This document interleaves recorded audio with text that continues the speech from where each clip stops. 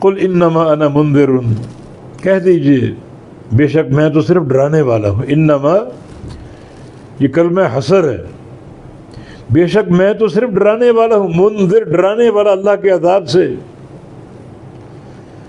اللہ کے عذاب کو لانا میرے اختیار میں نہیں ہے، کیونکہ کفار قریش کا مطالبہ یہ تھا کہ فَأْتِنَا بِمَا تَعِدُنَا، جس عذاب کا وعدہ کر رہی وہ لے کر آ جاؤ، قیامت کا ذکر کر رہے ہو قیامت قائم کر کے دکھا دو، جہنم کے عذاب کی ہمیں دھمکی دیتے ہو تو لاؤ وہ عذاب ہمارے سامنے۔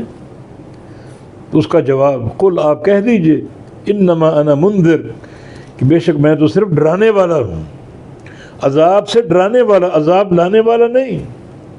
عذاب لانا اللہ کا کام ہے، اللہ کے اختیار میں، مجھے اللہ نے بھیجا اس عذاب سے ڈرانے کے لیے، نہ کہ عذاب پہنچانے کے لیے۔ تو ان کے اس سوال کا، اس اعتراض کا جواب ہے جو بار بار مطالبہ کرتے کہ جس عذاب سے ڈراتے ہو ہمیں وہ عذاب لے آؤ تاکہ ابھی فیصلہ ہو جائے سچ اور جھوٹ کا۔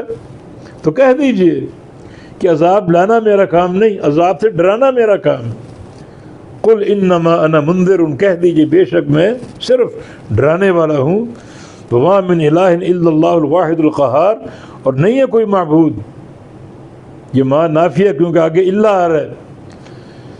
وما من الہ، کوئی معبود نہیں، یعنی من کا یہاں ذکر کر کے ہر قسم کے معبود کی نفی، کوئی چھوٹا بڑا، کوئی انسان، کوئی جن، کوئی فرشتہ، کوئی نبی، کوئی پتھر، کوئی حجر، کوئی شجر، کوئی معبود نہیں ہے الا اللہ، سوائے اللہ تعالیٰ کے۔ یہ توحید نفی و اثبات، نفی مقدم ہے، اثبات مؤخر ہے۔ اللہ کو ماننا ہے تو پہلے نفی پر آؤ، اللہ کا اثبات کرنا ہے پہلے نفی پر آؤ۔ نفی کیا ہے؟ کوئی معبود نہیں ہے اس روئے زمین پر، ان فضاؤں میں، ان آسمانوں میں کوئی معبود نہیں، نہ کوئی زندہ نہ کوئی مردہ۔ اللہ کا اثبات اگر کرنا، اللہ کو اگر ماننا ہے حق اور سچ طریقے سے تو نفی مقدم ہے۔ پہلے ہر غیر اللہ کا انکار کرو، یہ درگاہیں، یہ قبے، یہ آستانے، سب کا انکار کرو، اس کے بعد اللہ کو مانو۔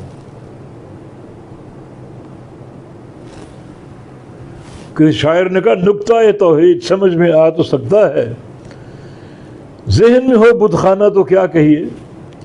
یہاں اگر بت خانہ ہے تو توحید کا نکتہ سمجھ نہیں آئے گا، نہ توحید قابل قبول ہوگی۔ پہلے اس بت خانے کو توڑو، نفی کرو ہر غیر اللہ کی، پھر ایک اللہ کو مانو۔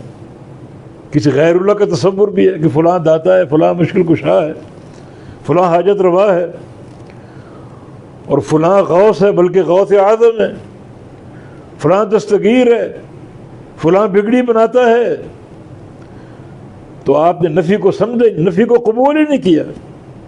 اب اگر اس نفی کے بغیر اللہ کو مانو گے تو یہ ماننا قابل قبول نہیں۔ یہی کلمہ لا الہ الا اللہ جس کو پڑھ کر مسلمان ہوتے ہو، اس کلمے میں بھی لا الہ کی صورت میں پہلے نفی ہے، نفی مقدم ہے، الا اللہ، اللہ کا اثبات مؤخر ہے۔ اللہ کو ماننا تبھی سود مند ہوگا، تبھی مفید ہوگا جب پہلے نفی کو لاؤ گے۔ اور نفی کیا ہے؟ مطلق ہر معبود باطل کا انکار، ہر معبود باطل کی نفی۔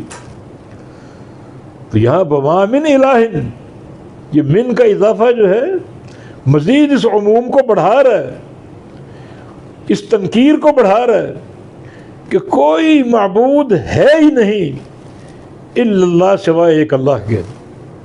تو اللہ کا اثبات تو بعد میں ہوگا، پہلے ہر معبود باطل کا انکار، ہر معبود باطل کی نفی، اور پھر آگے اور تاکید الواحد، وہ اکیلا ہے، القہار، اور بڑا رعب والا، بڑا دبدبے والا ہے۔